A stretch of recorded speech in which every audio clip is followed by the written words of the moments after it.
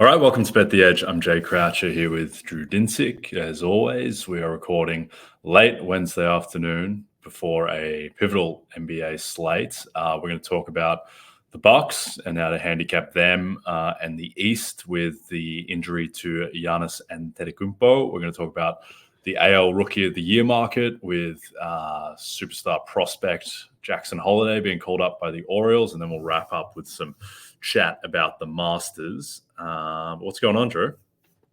Everything. There's live sports happening that matter to me right now. The last night's NBA action was wild. Other than the Thunder beating the Kings, basically everything that I needed did not go my way. And the gambling gods give and take, Jay. There was very ample opportunity for the Hawks to take out the Heat. Could have just put the Magic Southeast to bed. Don't have to worry about the end of the regular season, but not to be. Highsmith and Haywood Highsmith and Nikola Jovic came through in flying colors for the Heat in overtime to save their hopes for avoiding the plan.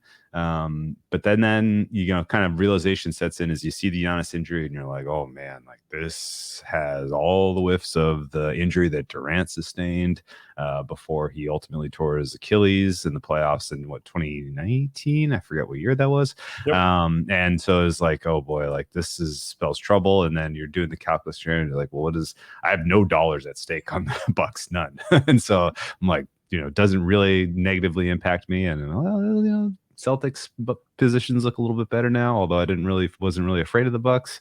But who does play the Bucks twice down the stretch is the Orlando Magic. So kind of gambling karma comes and goes in weird ways, and hopefully the Magic can get a win tonight and prevent this kind of late collapse from really causing personal heartache for me. So we'll see how it goes. But what's going on with you these days? A lot of Orlando Magic as well. Yeah, a lot of Southeast Division, for better or worse. People will know the results by the time they listen to this. But if ever we could just get two-point favorites home tonight as we're recording, it'd be great for the Magic to just beat the Bucks and for the Mavs to beat the Heat, and that would clinch the Southeast Division. I am worried that even if they both win or they both lose, like the Heat's last two games are against the Raptors, which are just automatic wins. And I don't really want to be in a position as an Orlando backer where they need to get one of the Philly or Milwaukee games to end it. Because I feel like they're going to lose to Philly and then it'll all come down to the Milwaukee, and maybe Milwaukee will have nothing to play for, but we'd rather just wrap it up. Yes. And not Same. Not have to worry about it. Real quick on your thoughts. I know this is relevant for people who are listening, but Mavericks don't really have much to play for tonight. I'm nervous. Yeah, they don't. I think it's a blessing that the game is national television. Otherwise, I think they might be resting everyone because they could rest. They could lock in the 5 seed just by beating Detroit in their next game, which is effectively auto win. But hopefully they bring something tonight. It's going to be a bit of a nervous watch.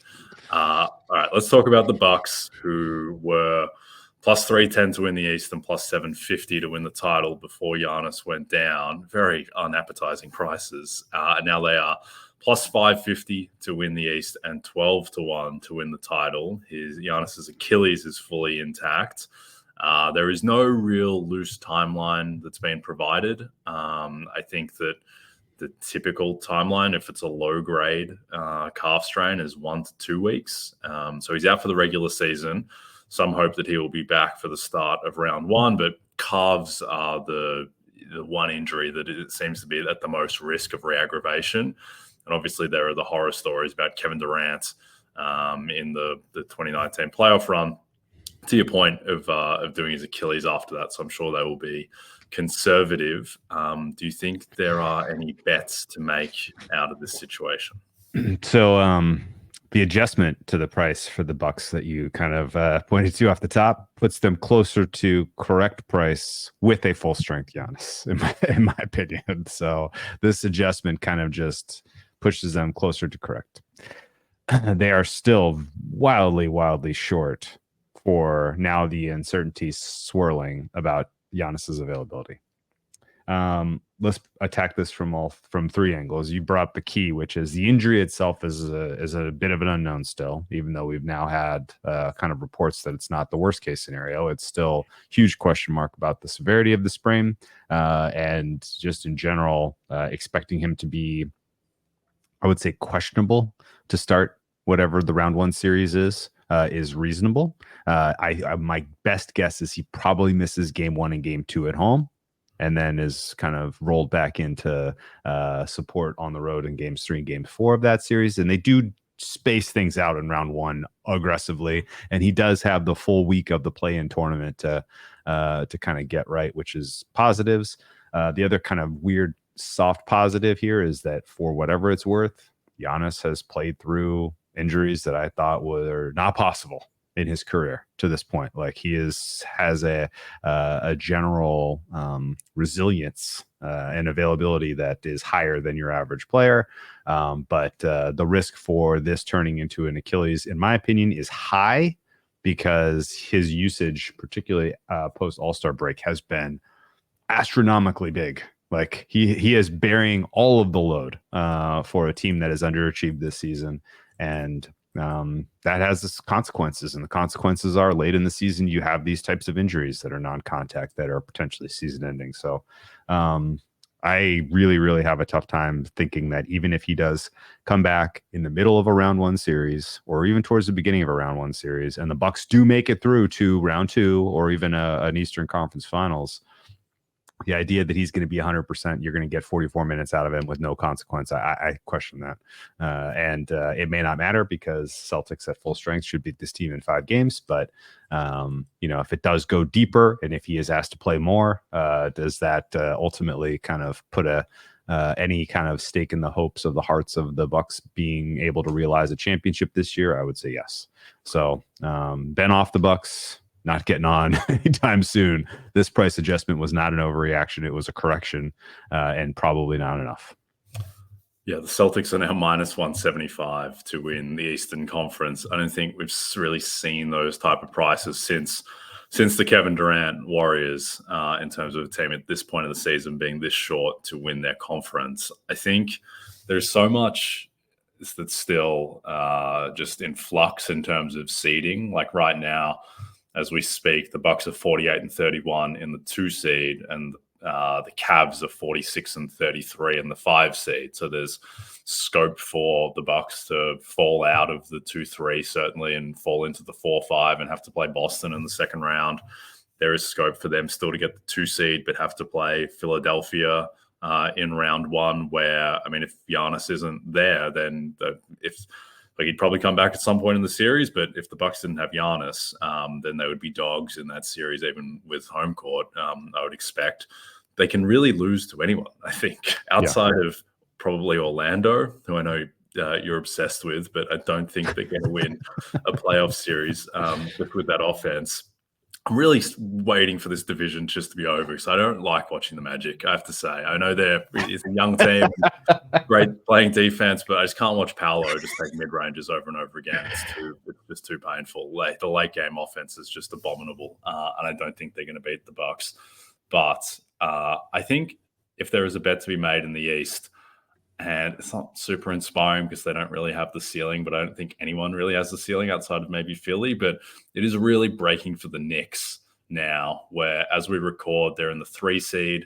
They have a pretty good chance to move up, because the next game's Boston, so that hurts. But then they play the Nets, and they play the Bulls, and the Bulls will very likely have nothing to play for on the last day of the season, if we assume that the Bulls beat the Pistons and the Wizards, which feels like DeRozan is just going to wind up in clutch time in those games somehow, even though they'll be huge, huge favorites.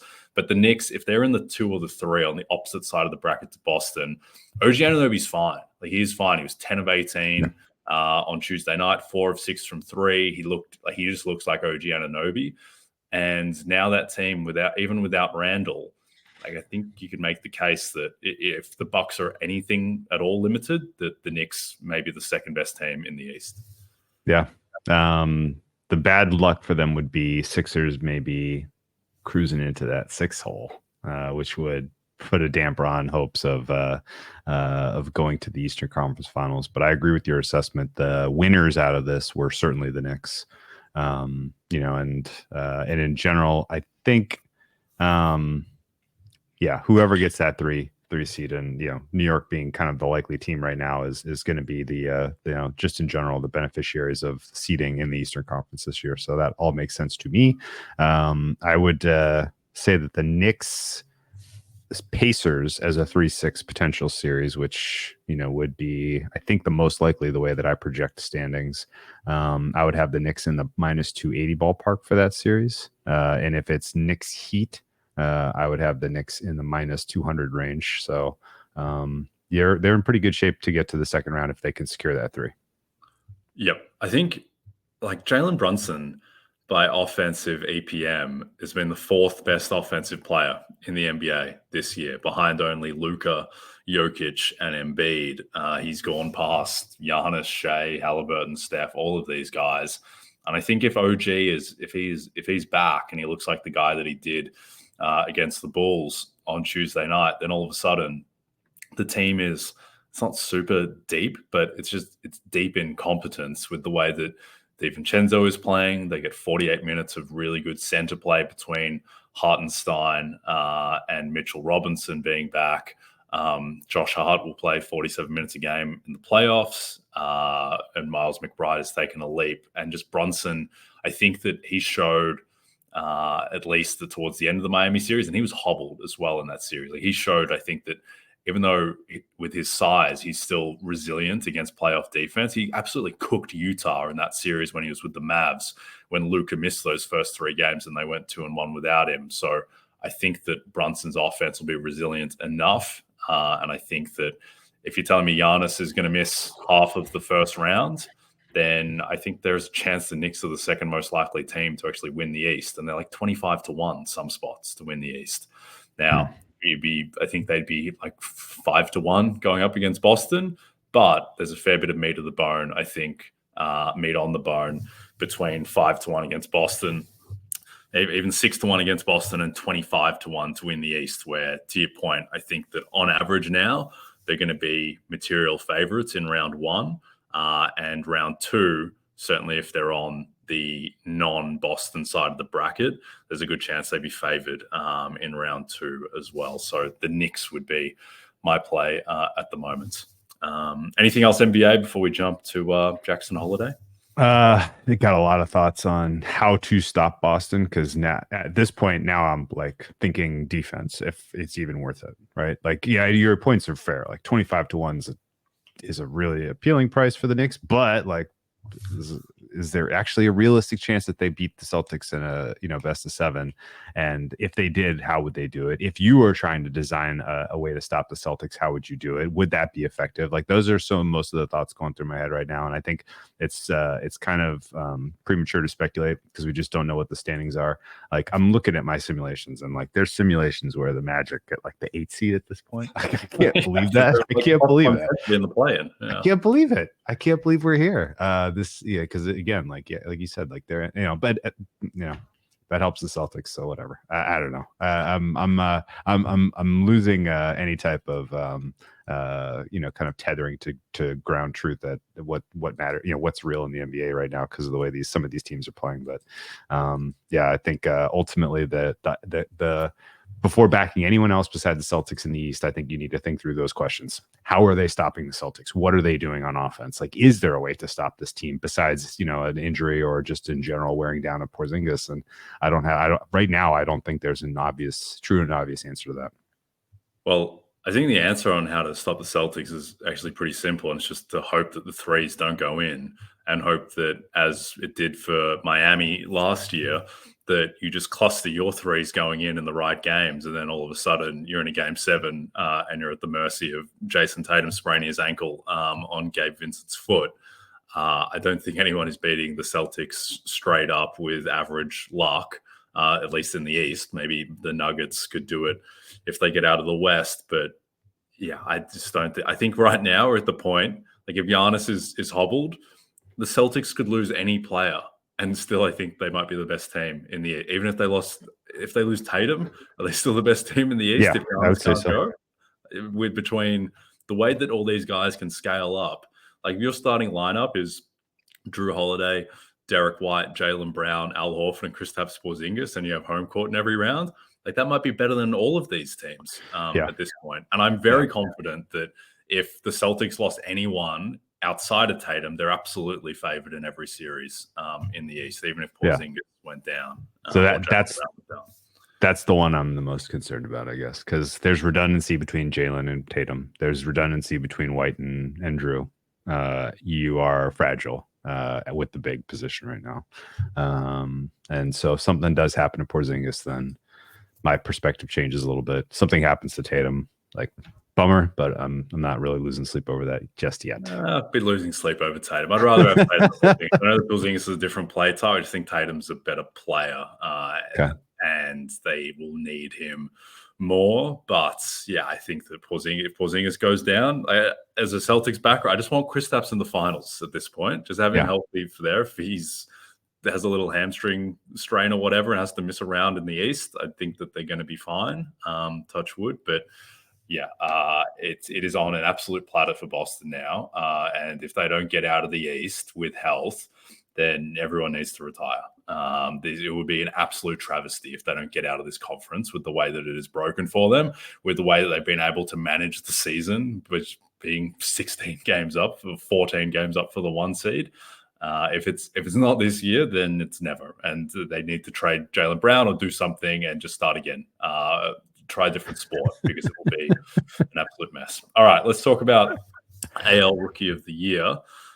Jackson Holliday was called up by the Baltimore Orioles, one of the top prospects in the sport, gigantic name. He immediately goes into plus 300 range to win AL Rookie of the Year, which I think when you just think about Holliday and his pedigree as a prospect, that might make sense. But then you look at the type of player that he is and where so much of his value is derived from his defense at shortstop. And I think a lot of it is kind of projecting out what he will be at some point, because like he's 20 years old and Fangraphs projects him to hit 9 home runs this season in 125 games in the minors. Last season, he hit 12 home runs total. He's projected to hit 257. So if you're going to hit 257 and hit single-digit home runs, then I don't think you should really be plus 300 to win AL Rookie of the Year on April 10th. But what's your read on this market? I strongly agree with you. The 3-1 for Jackson Holliday is poison. Give that some serious time to breathe. Wyatt Langford is, of course, my runner in this race, and I like that he's shortened. I think it's, he's fair that he's still at the top of the board here, being that he is, batting third for a team that I think is going to threaten to win their division. I think that definitely matters. He's seeing the ball fairly well, decent number of strikeouts, not a great kind of contact to power so far from him, which is a hair concerning. Has not managed a home run yet to this point in the season, but the season's still young. They haven't had sort of the weather in Texas is going to really help, I would think, some of his power as we get into the warmer months. So we'll see if that ultimately changes the perspective here, for his ultimate, his final stat line. But I like that the Rangers coaches in general have Wyatt, enough confidence to throw him at third in a lineup against the Astros early in the season, back-to-back games. Like that was I think a very positive sign for how the team feels about him, which is important here.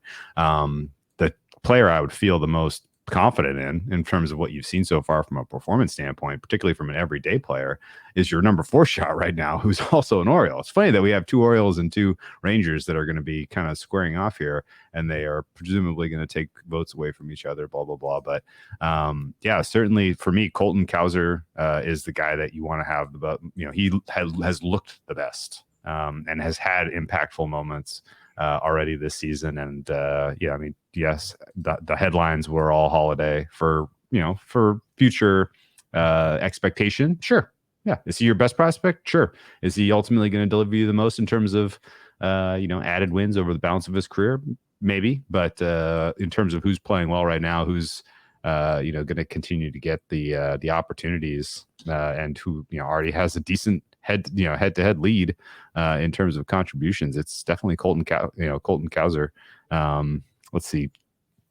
5 RBI so far this season, already got 7 hits, decent amount of power, which is impressive for a guy that I didn't really have tagged for that. So yeah, I think ultimately there may be a little bit of a wrong player favorite among the 2 Orioles. What do you think? Yeah, I agree. I mean, Colton Cowser has, I guess, more of a profile that is potentially going to lend itself better to actually winning the award, just because there's I think maybe a little bit more power scope. But I think that with this award in particular, I think you have to wait just a little bit to let things play out more and hope that, of these marquee guys in Langford, Holliday, Carter, Cowser, hope that if they follow a similar trajectory to Gunnar Henderson last year, where Henderson started off the season horrifically, and despite being the favorite, I think he was the favorite going into the year, along with Yoshida. Henderson started terribly and drifted out to 40-1, and so I think that your hope is that one of these guys, they slump, but they keep their roster spot, and then they drift out to a bigger price, because the market does tend to overreact to a very small sample. Like we are, some teams have played like 9 games so far. Ronald Acuna has been terrible today. Like, I don't think that Ronald Acuna is now bad at baseball, though it is a little bit concerning that he can't hit the ball in the air at the moment. But I mean, it's a very small sample so far, so I would largely just wait and see. I don't think there's really a bet to be made in the market, and hope that one of these guys or another contender emerges, but remains at a long price. Like Henderson was 40-1. Michael Harris the year before was 125-1 and ended up winning National League Rookie of the Year. Spencer Strider was at a big price too, and he was neck and neck with Harris. So, I mean, it's a strange award. My kind of macro thought on the award, and it's difficult because we haven't had super clean test cases, and this is more going to come into play in the National League. But my thought has always been that if you have a close race in Rookie of the Year, and one of the contenders is a Japanese veteran, effectively, and they're going up against a young rookie who hasn't played professionally before, I think there is going to be a huge tiebreak advantage to the younger rookie. And so we may actually see that in the NL this year, given that Yamamoto is anchoring so much of the market, and he'll probably be, of the guys who are eligible, have the best case. But, there could be others who emerge. So that would be my read on this market at the moment. Yeah, we agree. And I think, honestly, anything that happens in April in baseball should be viewed through a very skeptical lens in terms of how much it's ultimately going to matter. Yeah, I think there are opportunities to bet into these markets early. I mean, Michael Harris is pretty early, was 100-1. His year, Aaron Judge in April, the year that he hit 62 home runs, was 40-1 to win MVP, which was insane. So some of these markets are slower to develop, but sometimes there is value early. And I think the process, like sometimes, like I don't think you can just take a kind of catch-all approach of sitting back or diving in. It's just the process of just adjusting your fares, where you just need to introduce more uncertainty and variance earlier in the season, whereas later in the season it's a lot more clear cut and there's obviously less to project. And so earlier you just have to kind of bake in a little bit more variance, and then ultimately all you're doing ever is just backing market prices that are value relative to your fares. And it's maybe just a little bit harder to price these markets early in the season when you have to factor in that uncertainty. But that's really just the pricing exercise more than anything else. All right. This Saturday, the Premier League continues on NBC when Bruno Fernandes and Manchester United look to keep pace in the top half of the table when they face Bournemouth. The match starts at 12:30 p.m. Eastern, only on NBC and Peacock. All right. The Masters starts Thursday. Well, may start Thursday. We'll see what happens with weather. Yeah. We've got some prop markets here, Drew, that keen to get your thoughts on. Let's start with the top LIV golfer. We have the defending champ, Jon Rahm, plus 275. Brooks Koepka perennially raises his game in majors. He's plus 450. Joaquin Neiman, who we spoke about with Brad, is plus 550. Bryson DeChambeau plus 750. And then Cam Smith, Dustin Johnson after them. Do you have a lean in this market? Yeah, there's two names here that are short. The first one is the first name, John Rahm. And honestly, I've been trying to figure this out now for going on like 48 hours. There is a discount on John Rahm. And you never see this in a million years if he were just on the ATP tour and he had, half of Scotty's wins this year, or the kind of a similar resume to Scotty on the on the PGA tour. But his defection and the questions swirling and the fact that people are kind of just dismissing him because it's rare to have two-time back-to-back success here. All that seems pretty noisy and nonsensey to me. I'm shocked that you can get him at sort of, fares in the 13-14 to 1 range. That seems crazy because the distance between him and Scotty Scheffler is not that broad. And the only thing Scotty Scheffler's doing better is, putting more efficiently. And if you're telling me that all of a sudden putting is sticky now that Scotty's doing it, okay, that throws, kind of water in the face of 10, 20 years of golf research and analysis. So I would say that in general, the value on Rahm exists across most markets, but plus 240, plus 275 for top live player is definitely among them. The other guy that I have performing better than market expectation among the live crew is Mr. Terrell Hatton, and he's a funny case because he's got like a little bit of a toxic stink of like he just doesn't play well at Augusta, and people think he doesn't like the course and like he hasn't solved it. And okay, that's all very fine and well and fine, but he is playing well right now. His current form is strong. His skill set is perfectly applicable to what tends to do well here. So if you want a longer shot in that market, I would consider Terrell Hatton, but there's other ways to attack Hatton as well in matchups that I like even better. Okay, so want to speak about Brooks Koepka, who is always one of the more compelling figures at these majors. Data Golf had a really good newsletter that came out this week where they spoke about how in terms of players who raise their game in terms of strokes gained in majors relative to non-majors, the two guys who are kind of head and shoulders above in terms of raising their game for majors are one, actually Will Zalatoris, which I guess isn't that surprising given that he seems to finish top 6 at every major. And then the more obvious one, and Brooks Koepka, who seems to just flick the switch. And he is, largely because of that, largely because he came second in the Masters last year. He is, in the 18 to 1 range, which is a price that is kind of completely divorced from his recent form, which has been dreadful. But the market is sort of baking in that he will just kind of become Majors Brooks with the flick of a switch. Now, I get that he came second in the Masters last year. The 2 Masters previous to that, he missed the cut entirely. So how do you price someone like Koepka? Yeah, I kind of want to let that be somebody else's problem because it's very, very tough. Like the miscuts, I will excuse away the miscuts the prior years because he was dealing with like meaningful injuries. Like he just was not the same player that he was that we saw last year. And honestly, I think he of all the guys that went to live, like they have all benefited financially to the tune of we can't even wrap our brains around. But he benefited from the physical side of like the general ramp down of demand of having to play such a grueling schedule that the PGA was putting these players through. I think ultimately you can look at his performance this year and be like, yeah, well, he didn't have the motivation. Nobody's watching these events.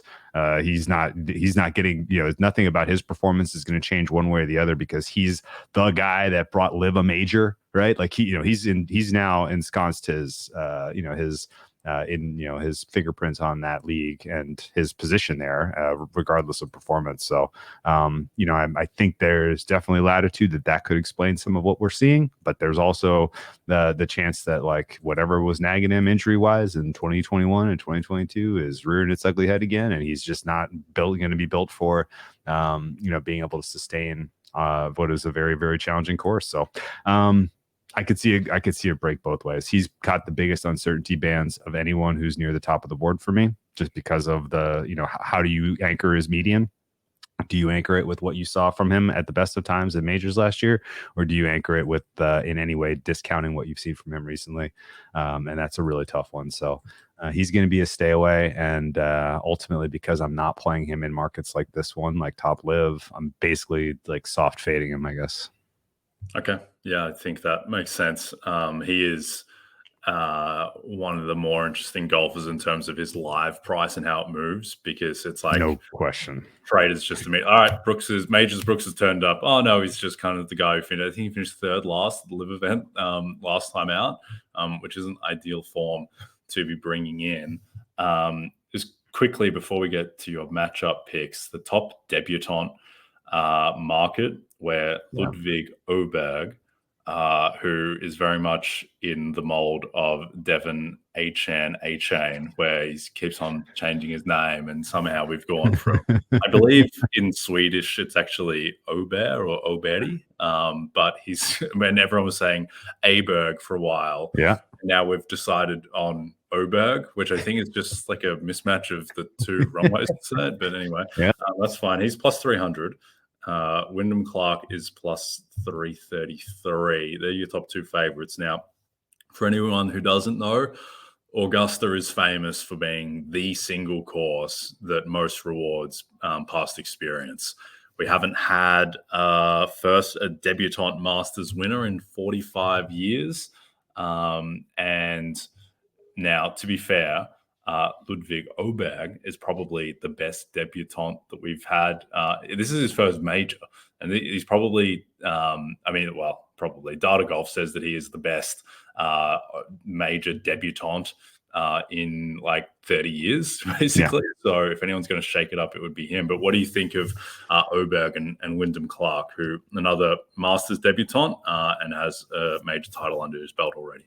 Yeah, I think you set the table there very well. Although I thought you said we haven't had a debutante win in 45 years, and but to be fair, I thought you were going to say, but that was fluky because it was. But that said, the course rewards experience. It's a second shot golf course. You'll hear a lot of people say that in the handicapping community and the broadcast, even for all I know. But that just means that the way you play the course and your management of the course tends to have a huge impact on your success in a given outing. And there's been guys that have bucked the trend and played well. Zalatoris played very well recently on his first shot here. Thigala played very well last year with his first attempt, and so it's not impossible to do well here on your first attempt. It's just very rare to win.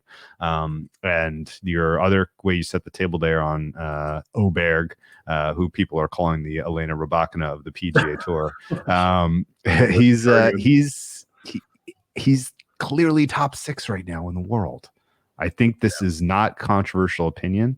And if you want to kind of toggle him with Brooks for 6-7, that sounds right to me.